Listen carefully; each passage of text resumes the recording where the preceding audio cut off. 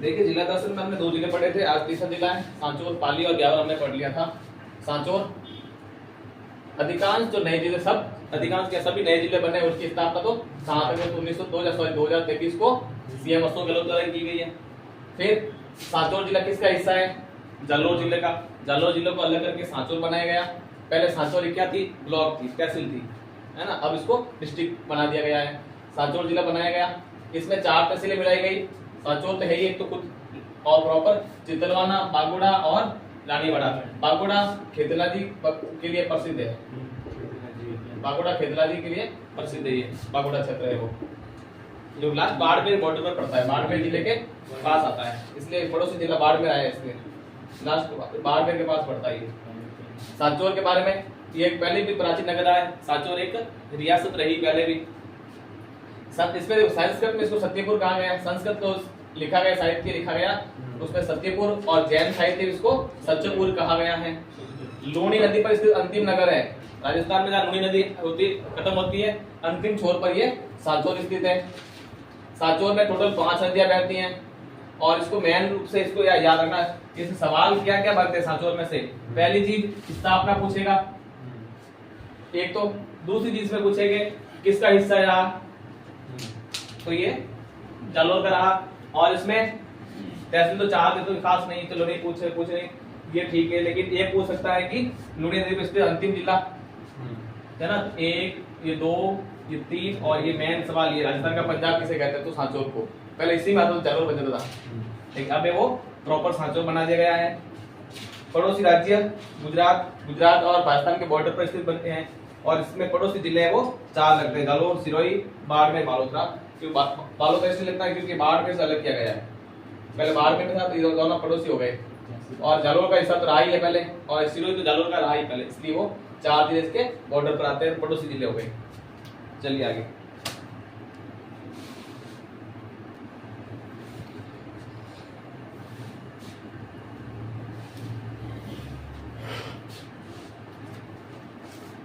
देखो प्रभु पशुपालन और डेयरी में सांचौर कैटेगरीज ने यहाँ का सेवाड़िया पशु मेला, हमने अलग से नहीं लिखा है सेवाड़िया पशु मेला कहाँ पड़ता है, ध्यान रखना। अगर आप यार सेवाड़िया पशु मेला है वो सांचौर में पड़ता है, राइट, ऐसे भी पूछ लेना, तो ये सांचौर याद रखना, सेवाड़िया पशु मेला सांचौर में आता है। कांकरेज नस्ल के लिए बैल प्रसिद्ध है। ये मेला कहाँ का किस, देखो कांकरेज नस्ल बैल के लिए क्या कौन सा मेला है? पशु मेला, ठीक है। सेवाड़िया पशु मेला कांकरेज नस्ल किस जिले की फेमस है? मेला यही प्रसिद्ध है, तो जिला भी यही आएगा, तो दोनों इससे दोनों बनते हैं। फिर रानीवाड़ा क्या है? सांचौर की एक तहसील है, ठीक है, जहाँ 1986 में डेयरी सेंटर की स्थापना की गई पहली बार, और वह डेयरी आज क्या है? राज्य की सबसे बड़ी दूध की डेयरी है। सबसे बड़ी दूध की डेयरी है वो रानीवाड़ा में है। 1986 में इसकी स्थापना की गई थी, और वर्तमान में वो सांचौर जिले में आती है। फिर सुकाल नदी, नामी नदी का सुकाल है, रानीवाड़ा तहसील के बड़गांव क्षेत्र में आती है, इसलिए इसको बड़गांव नदी भी कहा जाता है। गांव क्षेत्र में बहती है, गांव कंटाले में बहती, कंटाले हो जाता हमारा, उसी तरह से। और ये नदी है वो वर्ष भर क्षीण धारा में, मतलब निरंतर बहती रहती है, पानी नहीं हुआ, मतलब कुछ जमीन के बराबर पानी चलेगा, लेकिन उसमें चलता रहता है। क्षीण धारा मतलब बहुत कम मात्रा में पानी भी चलता रहता है। चित्तलवाड़ा कंजर्वेशन रिजर्व, ये गुजराती जंगली गधों के संरक्षण के लिए बनाया गया था। गुजराती गधों को यहाँ लाया गया था तब, और उसको बचाव के लिए, जब उसका माहौल उनको सूट नहीं हुआ था, यहाँ का पर्यावरण को जो था वातावरण था, इसको सूट नहीं हुआ, तो इसलिए उनको संरक्षण के लिए बनाया गया था चित्तलवाड़ा कंजर्वेशन रिजर्व।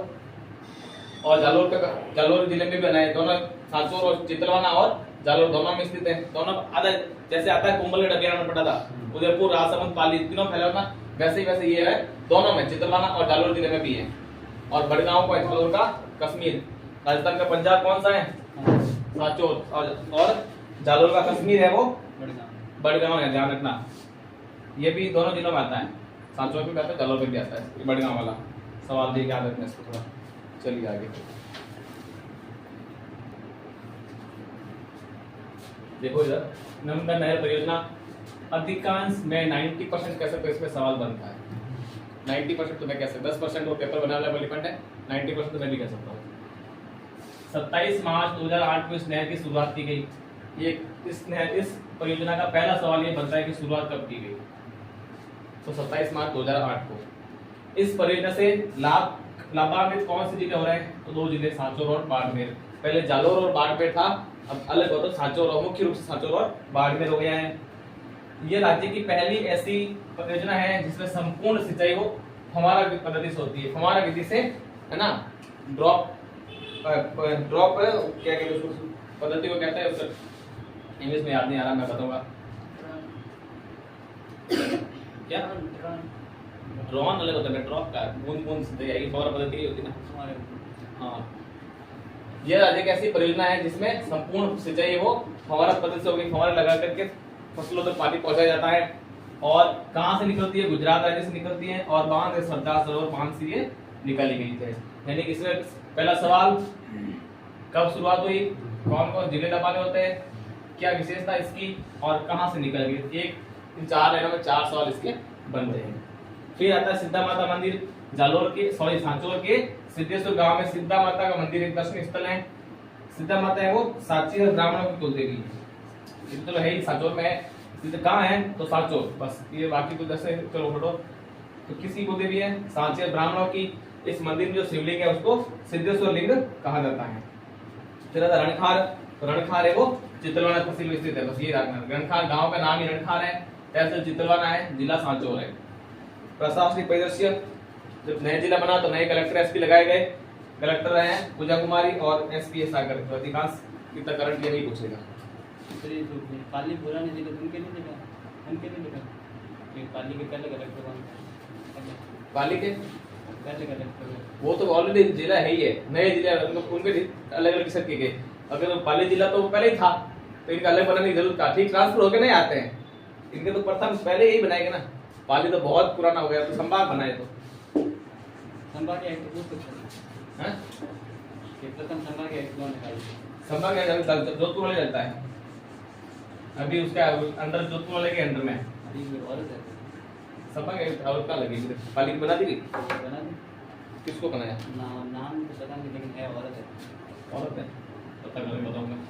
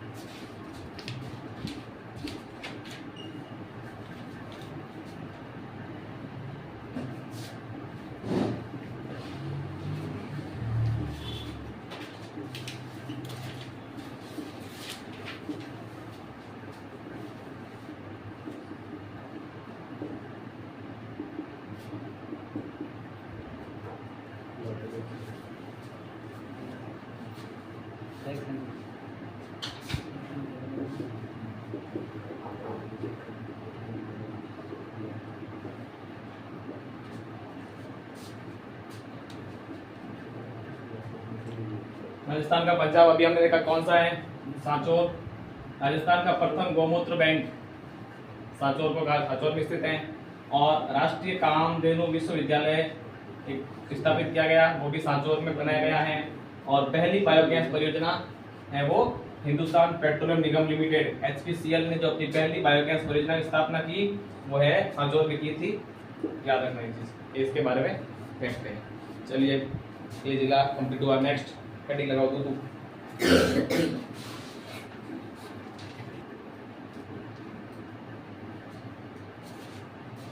देखो दूदू जिला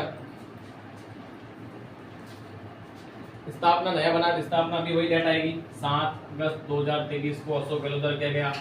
किस जिले से अलग किया गया इसको? जयपुर जिले से अलग करके दूदू बनाया गया था। ठीक, दूदू में 3 तहसीलें आती हैं, दूदू, भागी, मौजमाबाद। ठीक है, फिर इसके पड़ोसी जिले 3 याद रखना, अजमेर, टोंक और जयपुर ग्रामीण। 3 जिले इसके पड़ोसी जिले हैं। एकमात्र जिला, ये इंपॉर्टेंट सवाल लगभग पूछा जा सकता है ना, BSTC के लेवल का सवाल है। एकमात्र जिला कौन सा है जो पंचायत स्थित जिला बना है? तो वो है दूदू, याद रखना। यहाँ की जलवायु शुष्क जलवायु है। फिर इसमें एक संत है यहाँ के, संत सुंदरदास जी, प्रॉपर यहाँ के नहीं थे वो, जिनका जन्म तो दौसा में हुआ था 1596 में। पिता परमानंद, माता सती थी। सुंदरदास जी के लिए एक ही सवाल मैन है, दूसरा शंकराचार्य किसे कहा जाता है? बस ये सवाल एक बनता पूरे जितना लिखा ना। और सुंदर विलास के रचयिता कौन है? 2 सवाल। दूसरा शंकराचार्य कौन है? संत सुंदरदास। सुंदर विलास की रचना किसने की? तो सुंदर नाम से याद रखना। सुंदर विलास की रचना सुंदरदास ने की, ये ऐसे याद रखना है ना। 2 ध्यान तो चलो नहीं पूछा था, ध्यान कहाँ हुआ था है ना। लगभग 111 साल की एज तक इन्होंने जीवन जिया था। 1596 में जन्म हुआ, 1707 में डेथ हुई। 111 साल तक इनका जीवन चला था है ना। संत सुंदरदास जी ने दादू पंथ में, जो संत दादू यार आएगा पहले पढ़ेंगे, नागा साधु पर वर्ग को सपोर्ट किया था, परिवर्तन किया था इनका। नागा साधु के वो समर्थक रहे थे। तो इंपॉर्टेंट सवाल तो है, एक तो ये बनता है इससे दूदू जिले का कौन सा जिला पंचायत से बना। दूसरा संगठन कौन है? सुंदरदास जी। सुंदर विलास रचना किसने की? तो सुंदरदास जी ने की थी। ये इसके इंपॉर्टेंट सवाल बनते हैं। चलिए आगे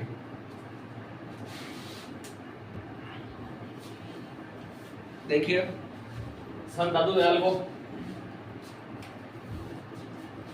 जन्म अहमदाबाद के गुजरात में होता 1545 ईस्वी में, जो है हमारे हिंदी महीनों में शुक्ल पक्ष के अष्टमी को, फाल्गुन मास की शुक्ल पक्ष अष्टमी होता।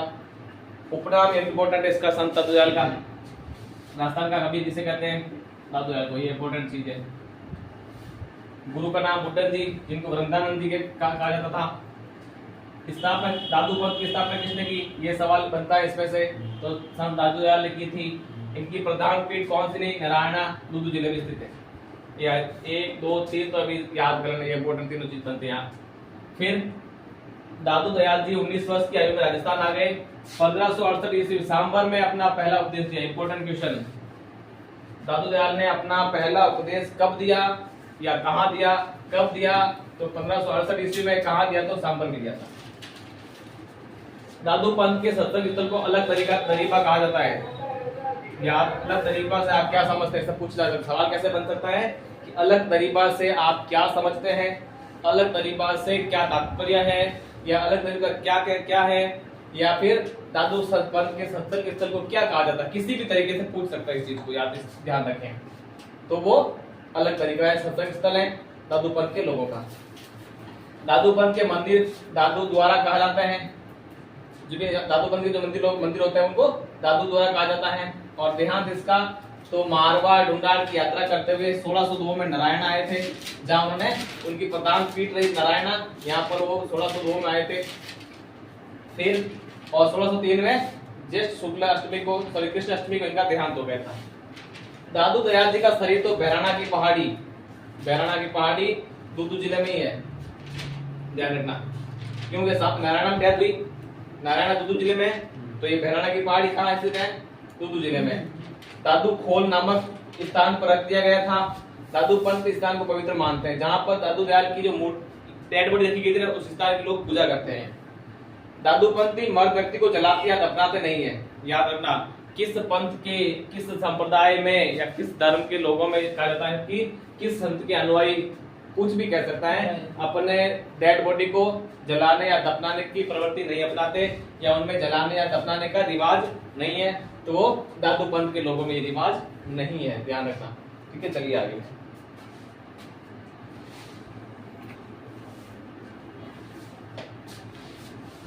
इनका प्रमुख मेला लगता है फाल्गुन शुक्ल अष्टमी को दादू दयाल जी का। अब इस दिन क्या था बताओ? इनका जन्म होता है, इनको जन्म दिवस की तिथि को ही इनका मेला भरा जाता है। प्रमुख ग्रंथ दादू दयाल जी रिवाणी और दादू दयाल जी का दोहा, इन दो प्रमुख ग्रंथ, इन्होंने वैसे बहुत ग्रंथ लिखे हैं, लेकिन जो प्रमुख ग्रंथ में आते हैं इनकी रिवाणी और इनके दोहा इन्होंने लिखा था।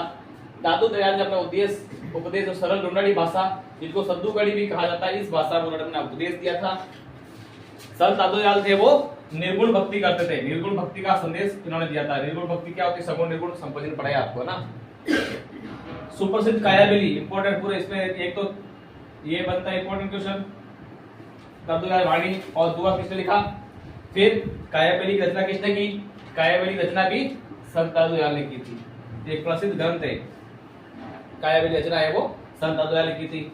इसकी प्रमुख शाखाएं खाकी, नागा, खालसा, विरक्त, उत्तरादेश। ये सवाल ऐसे पूछता है कि सब एक का नाम लिख देते हैं और ये किसके दिए गए हैं, ये सब एक क्वेश्चन बनाए, ये सब लिख दिए और पीछे लिखेगा किसने प्रवचन में किसने लाए, इसका प्रचलन किसने किया, फिर 4 संतों के नाम देता है। तो याद रखना, ये भी इंपॉर्टेंट क्वेश्चन बनता है। खाकी, खालसा, नागा, विरक्त, उत्तरादेश, ये शाखाओं जो पंथ इन शाखाएं चलाई थी वो दादू पंथ द्वारा चलाई गई थी या दादू दयाल द्वारा चलाई गई थी।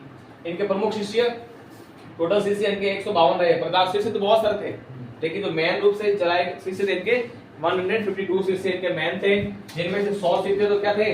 एकांतवासी, जो एक जगह बैठ के बस एकांत दुनिया से अलग हो गए थे। लेकिन पीछे बचे 52 शिष्यों ने जगह जगह पर अपने इस दादू द्वारा की स्थापना की, दादू पंथ को आगे बढ़ाया था 52 शिष्यों ने मिलकर, और 100 ने तो अपना एकांत चुन के बस भक्ति में लग गए थे। इस प्रकार के थे ये संत दादू दयाल जी। इतना ही इनके बारे में, चलिए आगे।